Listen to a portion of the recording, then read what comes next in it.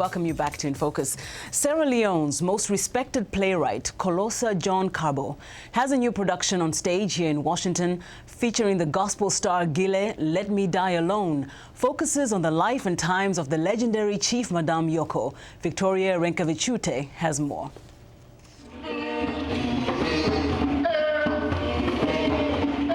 Colorful costumes, dances, songs and passionate dialogues bring alive the story of Madame Yoko. A prominent leader of the Mende people in Sierra Leone in the 19th century, Madame Yoko is said to have been one of the most powerful and respected female chiefs in Africa. When the loins of a husband catch fire, that fire must be quenched instantly. Instantly!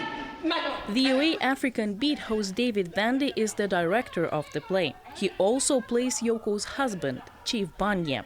Vandy says he decided to bring the story of Madame Yoko to the United States to show that African women had significant political power in the colonial era.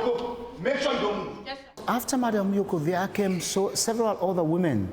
You know, in fact, during that era, we had Pandagbelo of Lekbeyama, we have Madame Koka of Shabro Land, and coming down, we have people like Ella Koblo Gulama, you know, who was a very powerful chief. In fact, she became the first woman to be in parliament. In the story of Madame Yoko, Chief Banya promises her that if he dies, power will pass to her hands. But during a time of war, he changes his mind. Have I put you above my 36 or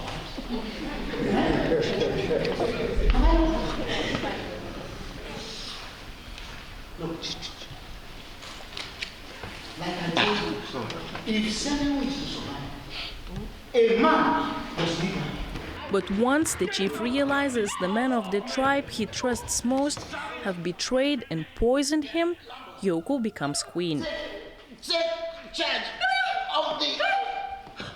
She encouraged women to stand up. She encouraged women to be firm, to stand up for their rights, and to think of achieving higher goals and higher standards. Donald Nat George plays Yoko's brother Lamboy, one of the murderers of her husband.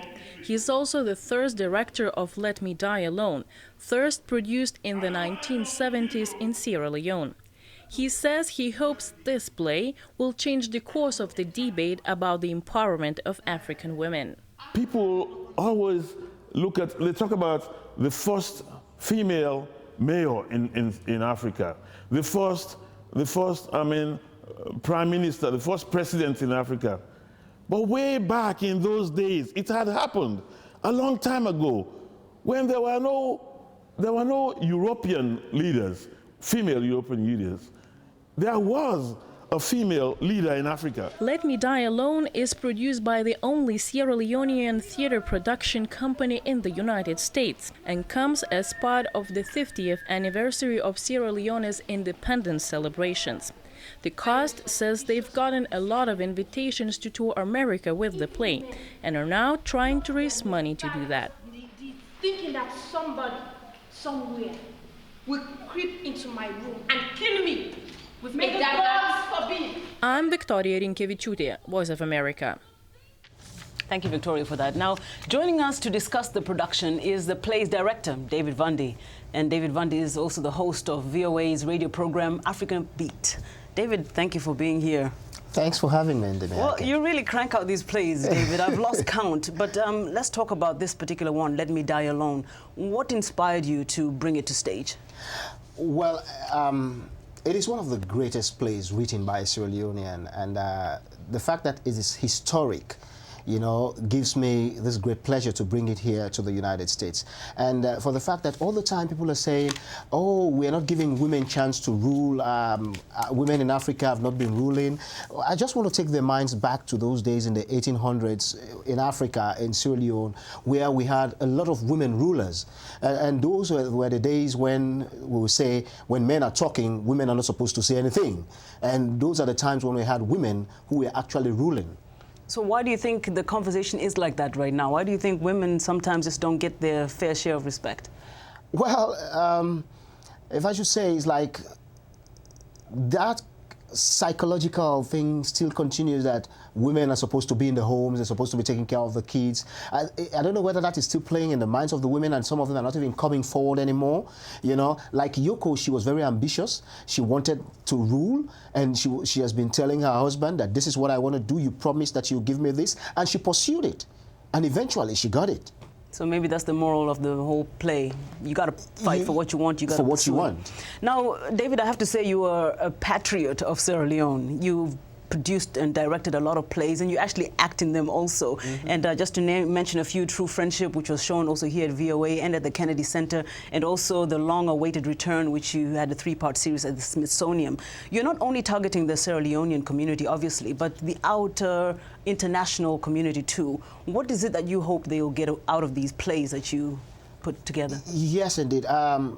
Our main target is not just the Sierra Leone community, like you said, but getting to the international community takes a whole lot, you know, and we're looking forward to that day when maybe we'll get some people to help us, because financially we don't have it. So we need that help so that we can even be able to, people are requesting that we move from state to state with this play, like they say, take it on the road.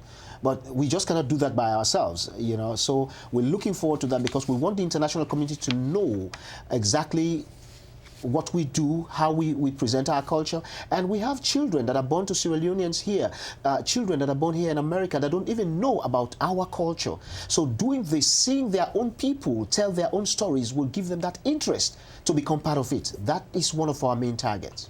Well, thank you so much, David Vandy. And congratulations, really. You do a great job. Thank you very much. David Vandy, the busiest man around, and also host of VOA's Africa Beat.